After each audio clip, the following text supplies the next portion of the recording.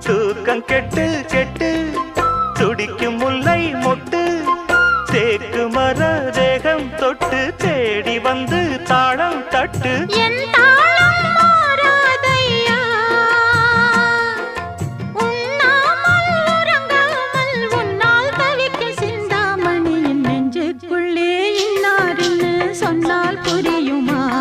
அது கொஞ்சி கொஞ்சி பேசுறது கண்ணில் தெரியுமா?